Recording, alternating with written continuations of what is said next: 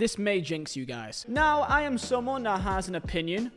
Never said it's a good opinion. It's just my opinion. I've been quite insistent with Chelsea, just like many other Chelsea fans I know, by the way, in terms of the complete mess that they have been in. So in the summer, when I saw the departure of Mauricio Pochettino to replace him with a manager with little to no experience at this level, with a squad that also has little to no experience at this level, with an owner with little to no experience at this level, it is fair to say that I had some concerns. However, as we are here by mid-October with 7 games played, Chelsea sit 4th in the Premier League with only 1 loss, 4 wins and 2 draws. Now, I'm going to caveat this with one little thing.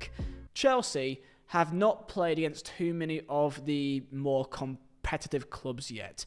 And that could be maybe where we'll see what this team is really made of. Chelsea obviously has got City and that nightmare out of the way, and they faced the likes of Palace at home with a 1-1 draw, beating Bournemouth away, beating West Ham away, getting a great win at home to Brighton, smashing Wolves and then getting a draw to Forest. Now that draw to Forest I did predict would probably happen. You guys saw me on the Irish Guys channel, I was on there, and I predicted a draw for that game too. Because my thing with Chelsea is that despite the obvious clear talent that they do have in abundance, they almost have too much talent that you can't really steer it in one direction. Therefore they lead to be a bit inconsistent, and that's normal. That is what happens with many teams which has this type of core unit, a really young and somewhat inexperienced team learning on the job. Now that is exciting because it means that you have not seen the potential of what Chelsea can be, and I completely get why many Chelsea fans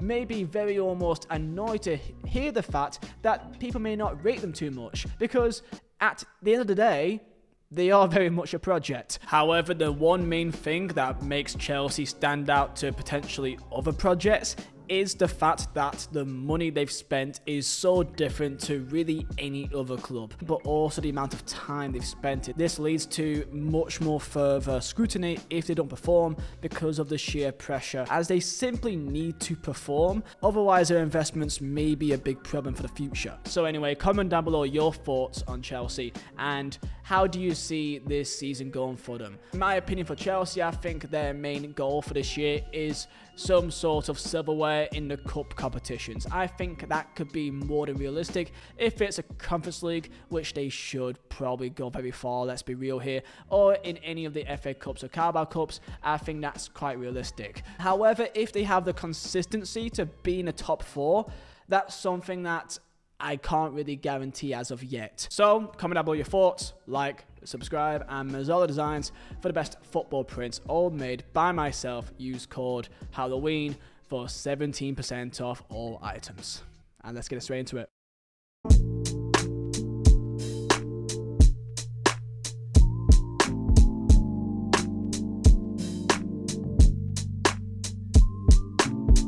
In a recent presser by Enzo Fernandez with the question of, is Chelsea ready to challenge the likes of Arsenal, City and Liverpool, he came forward to put up a statement knowing that they should potentially manage expectations. Now that may not be a nice thing to hear if you are a fan at a club, which is especially a big club, but I think that is reasonable here. The last 2 games for Chelsea has been precisely the reason why I still have my concerns in some way. That the game against Brighton and the game against Nottingham Forest are completely contrasting. Brighton and the likes of Wolves is a showcase that what would happen when you give Chelsea time and space to attack. Not only by the quality they have in the pitch, but also the depth that they have as well off the bench. They are relentless in terms of how much they push forward and how much they can attack you in many different ways with many different attributes, which is exciting. Nottingham Forest did something quite different, just like what we saw against Liverpool. They will try to make it very awkward. And the best example of that was with what is potentially the funniest moment you're going to see in any match this season, is when James Ward-Prowse literally handled the ball when Chelsea were on a break to prevent them from going forward. He was so desperate that he literally just picked up the ball basically and grabbed it, which I think is a marvellous really and a great piece of footballing brilliance, and it makes more sense that they actually went on to draw the game as well. Forest wasn't there to keep hold of the ball, they were there to make it awkward and to try to hit you on set pieces and win the aerial battles, which they did.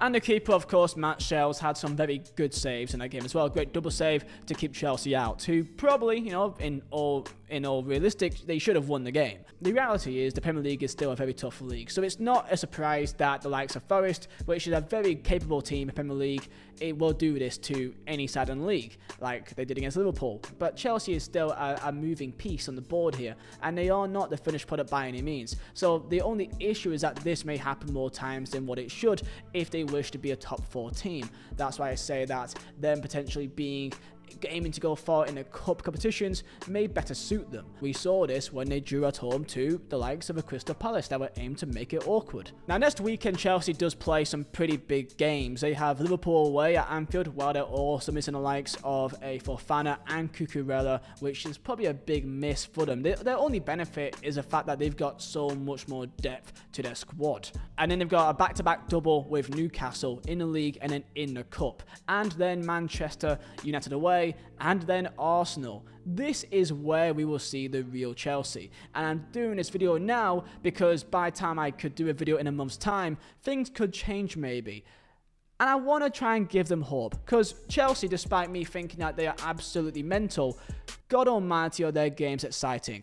If I would turn on any game on TV, I would probably turn into a Chelsea game, because it's probably going to be mental. However, I do want to bring up one thing about Chelsea, and one which has been mentioned a few times I see on social media, is the likes of Enzo Fernandez. With him costing the money that he has, it asks a lot of questions of what you should really expect from him, and in some ways he could maybe be making the team worse. Now of course we are very well aware about what happened in the summer with the racism allegations put forward to Enzo Fernandez, not from people online, which they did, but by his own teammates. And despite what has come out after the fact of them saying it's okay and it's all been made up, that's something that you just don't forget. And that's because his role is kind of confusing and conflicting at times, because Mauricio Pochettino last year came forward in a presser kind of questioning, is he aggressive enough and is he destructive enough to be a number 6? Or is he even creative enough really to be more of an attacking midfielder? And he's not really someone who's a dictator of play and a passer in that kind of way. So it's confusing of exactly what his role should be, and to compare him and to pair him with someone like a Moses Caicedo, do they have the size and the physical threat to be a good pairing for the Premier League? However, the main question could be, is he good enough to do that role? And that could be maybe your opinion. However, this is definitely a bit more of a conversation that's happening more and more often, and it's becoming more of an issue because of, simply put, the price tag that's been put onto him. Now, I will give Enzo Maresca some credit here. Even though I do think most of the things he says is kind of mental in terms of almost segregating a good chunk of his typical squad and to only focus on the ones that he has, I do think it's a bit mental to say that publicly. It kind of showcases that he's got control of the situation here, and he's been upfront about it, which is something that you can kind of respect in a way and accept. And of course, when you have a player like a Cole Palmer, which is potentially, you could say, the best player in the Premier League right now. If you've not seen, I've done an entire video about Cole Palmer. If you haven't, go and check it out. But what's impressed me are players that you kind of wanted to see a bit more from, and he seems to be doing pretty well with them and getting the best out of them. Those are samples, of course, the likes of a Levi Colwill or a Nicholas Jackson, or of course a Madueke, who of course got his first goal since that incredible game away at Wolves. He's making these players better, and they seem to be playing with more freedom, which showcases that he's doing something good over there. Of course, the only main issue is the fact that they still need to be a bit more consistent on taking their chances, and that can only really come with time. So if you're a Chelsea fan, tell me where you're at right now, and do you see sense in what your club is trying to do? Because the main issue has been in line with the fact that most people still don't really understand what the main goal is here. However, it's started to make a bit more sense, and you can kind of understand why things are going the way that it is. And I mean, it's more of a case that it kind of has to, because if they still couldn't get a click out of it after 3 seasons into this new era, then that would really be concerning. So something is happening here. But can he get it done in time? So comment down below what you think about Chelsea, and like, subscribe, and that Liverpool game will be a big one, and looking forward to it. See you next time.